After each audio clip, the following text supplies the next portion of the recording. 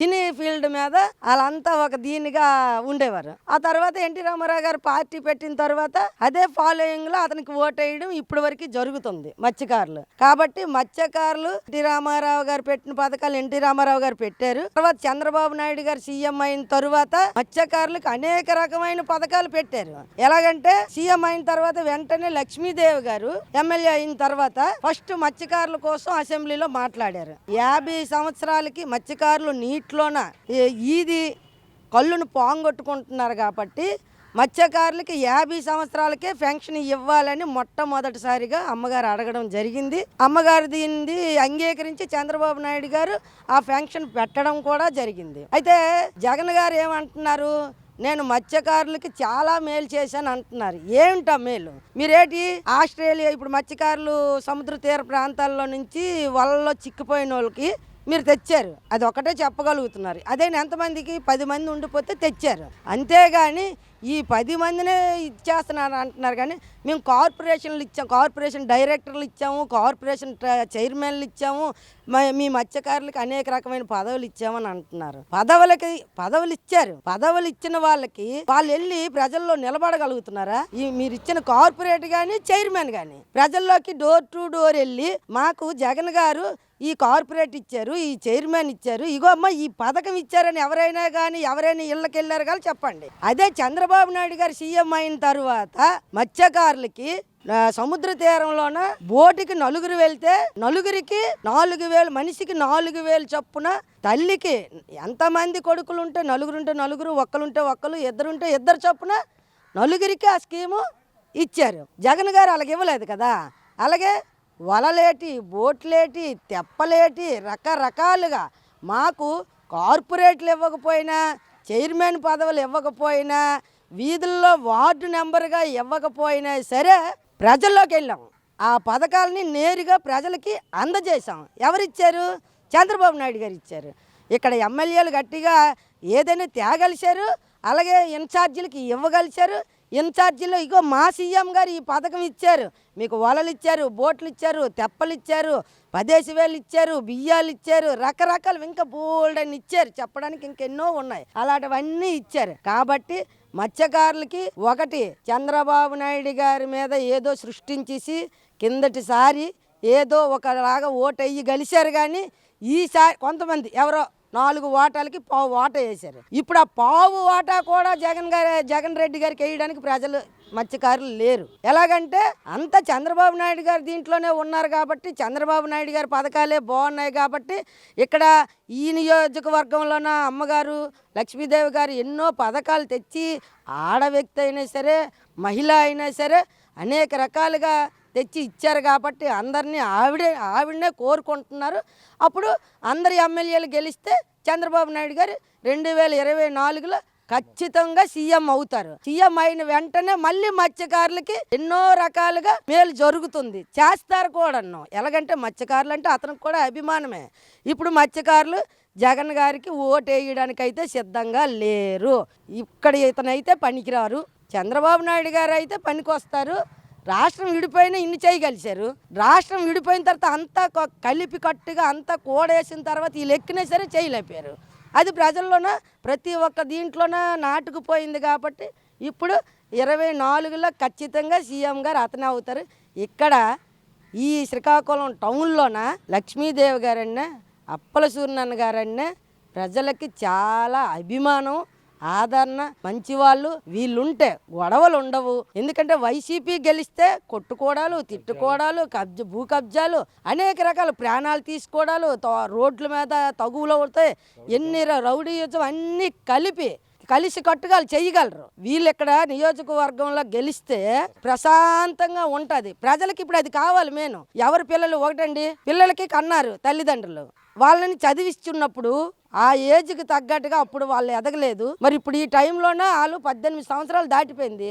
మరి ఎవరికి కూడా ఉద్యోగాలు ఇవ్వడం లేదు. వాళ్ళు ఉద్యోగాలు లేక ఈ కైనీలకి, మందుకి, గంజాయి, ఈ మూడిటికి బీటెక్ చదువుకున్న స్టూడెంట్లు, ఎంబీఏలు అన్నీ చదువుకొని తల్లిదండ్రులు ఎండలో కష్టపడి మా బిడ్డలు ఉద్యోగాలు చేస్తే బాగుంటారు కదా అని ఒక ఆలోచనతో డబ్బంతా పిల్లల మీద పెట్టేశారు. ఆ పిల్లలు ఇప్పుడేటి ఉద్యోగాలు లేక వాళ్ళు వీధిని పడి జట్లు కూడి రకరకాలుగా తగువులకి తాగుళ్ళకి అన్నిటికీ అలవాటు పడిపోతే ఆ తల్లిదండ్రులకి ఎంత బాధ. కాబట్టి ఈ జగన్ గారు గెలిచిన తరువాత పిల్లలు కూడా చదివిన పిల్లలు కూడా చదువులు పోయి చెడిపోయి ఉన్నారని ఇప్పుడు మళ్ళీ చంద్రబాబు నాయుడు గారు వస్తే హైదరాబాద్లో స్కిల్ డెవలప్మెంట్ దీని మీద ఎంతమందికి ఉద్యోగాలు ఇచ్చి బాగు పెట్టారో మళ్ళీ ఇప్పుడు ఏదో ఒకటి చేసి ఈ పిల్లలందరినీ బాగు పెడతారు. కాబట్టి చంద్రబాబు నాయుడు గారే సీఎం అవ్వాలి, ఇక్కడ ఎమ్మెల్యేలన్నీ గెలాలి. ఈ 2024లో ఖచ్చితంగా ప్రజలు బాగుపడాలి. డ్వాక్రా మహిళలు గ్రూపుకు 10 మంది. ఈ 10 మందికి నారా చంద్రబాబు నాయుడు గారు రాష్ట్రం విడిపోయినప్పుడు కూడాను లోతు బడ్జెట్ ఉన్నప్పటికి కూడాను మహిళా గ్రూపుకి 10 మంది ఉంటే 10 మందికి గుర్తింపు ముందు ఇచ్చేవారు.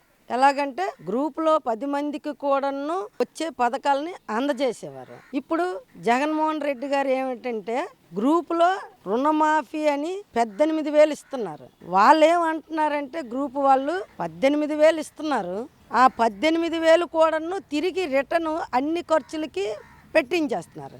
ఆ 18,000 ఖర్చు అయిపోయేటప్పుడు అది పథకం కింద ఎలా అవుతుంది? మీరు డ్వాక్రా మహిళలు కదమ్మా, మీరు సీఎం గారు ఎవరు అవ్వాలని మేము అడుగుతుంటే చంద్రబాబు నాయుడు గారు అయితేనే బాగుంటుంది. ఎలాగంటే ప్రజలని మహిళలని గ్రూపుల్ని అంతా గుర్తిస్తారు కాబట్టి.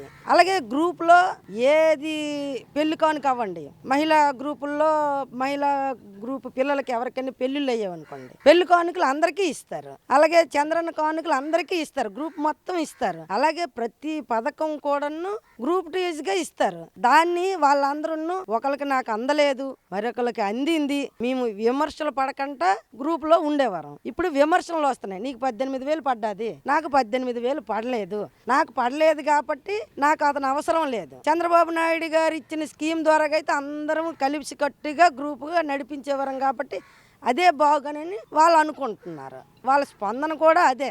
అలాగే డ్వాక్రా తీసుకొచ్చింది ఎన్టీ రామారావు గారు. ఎన్టీ రామారావు గారు అప్పుడు ఏంటంటే పేద ప్రజలు ₹1 ఎక్కడ జాగ్రత్తగా చెయ్యాలి, మహిళలు ముందుకు రావాలి, వీళ్ళకి ఏం చేస్తే ముందుకు వస్తారు, మగవాళ్ళతో అల్లర్లు ఇవన్నీ పడుతున్నారు కాబట్టి వీళ్ళకి ఒక అవకాశం ఎలాగిస్తే బాగుంటుందని ₹100 అప్పట్లో ₹30 ఫస్ట్ ఒక మహిళ ₹30 అలాగా 10 మంది మహిళలు ₹300 డ్వాక్రా గ్రూపులు చేసి పొదుపు చేసి బ్యాంకులో వేసుకునేవారు. అది పొదుపే కదా, ఆ ₹100 నెలకు మిగిలేది. దాని తరువాత ఎన్టీ రామారావు గారు మరొకటి ఆలోచించి పెట్టారు. ఎలాగా అతనికి చనిపోయిన తర్వాత చంద్రబాబు నాయుడు గారు ఒక ఆలోచన పెట్టారు, గ్రూపులన్నీ ముందుకు రావాలి కాబట్టి దాన్ని మనం ముందుకు తీసుకెళ్ళాలి కాబట్టి వాళ్ళకి మళ్ళీ దీనిగా పెట్టాలని చంద్రబాబు నాయుడు గారు దాన్ని డెవలప్మెంట్ చేశారు గ్రూపులకి. ఆ గ్రూపుల డెవలప్మెంట్లోనే ఎన్నో రకాలుగా పథకాలు ఇచ్చారు. ఆ పథకాలన్నీ గ్రూపుల వాళ్ళు సద్వినియోగం చేసుకున్నారు. ఇప్పుడు గ్రూపుల వరకు అది లేదు కాబట్టి మరి జగన్ గారు వద్దే అనుకుంటున్నారు. చంద్రబాబు నాయుడు గారు సీఎం అవ్వాలని వాళ్ళ కోరిక. నిత్యావసర ధరలు అంటే మరి చెప్పకండి, ఎంత అంతా కాదు. ఎన్టీ రామారావు గారు ఉన్నప్పుడు కిలో బియ్యం ₹1, తర్వాత చంద్రబాబు నాయుడు గారు గెలిచాక కూడా ₹2 అయింది అనుకోండి. ఆ ₹2కి పెంచిన తర్వాత ఇప్పుడు ఎంత అయింది? చాలా అయ్యింది. మోడీ గారు ఇచ్చిన బియ్యం ఇప్పుడు జగన్ గారు ఇస్తున్నారు. అది ఎన్టీ రామారావు గారు పెట్టిన పథకం ₹1 కిలో బియ్యం లేదు, చంద్రబాబు నాయుడు గారు పెట్టింది ₹2 బియ్యం కూడా లేదు. అలాగే పప్పులు, ఉప్పులు, సబ్బులు, సరపులు, కాయగూరలేటి అనేక రకాలమైన సామాగ్రి ఏముందో అన్ని రకాలు కూడా రేట్లు పెరిగిపోయేవి. మహిళలు ఏం చేస్తారు, భర్తలు తెచ్చింది చాలడం లేదు, అప్పుడు సరిపోయేది. ఎలాగంటే అన్ని రకాలు అందరికీ అందివి, దాన్ని సద్వినియోగం చేసుకునేవారు. ఇప్పుడు మగవాళ్ళు తెచ్చింది ఈ ప్రభుత్వంలో చాలడం లేదు కాబట్టి ఆ మహిళలు బయటికెళ్ళి కష్టపడుకుంటున్నారు. ఆ కష్టపడింది తెచ్చింది కూడా పప్పులు ఉప్పుల మీద ధరలు పెరిగిపోతే ఈ డబ్బు అంతా వాళ్ళకే ఇచ్చేస్తున్నాము, మాకేటి గోల, ఈ పప్పుల ధరలు దిగవు, ఈ సామాగ్రి ధరలు దిగవు, తెచ్చిన కూలు మగవాళ్ళది ఆడవాళ్ళది కలిపి ఖర్చు అయిపోతుంది. కాబట్టి ఈ సీఎం జగన్ గారు ఎప్పుడు దిగుతారు, చంద్రబాబు నాయుడు గారు ఎప్పుడు గెలుస్తారు, సీఎం అవుతారనే ఆలోచనతో ప్రజలు ఉన్నారు.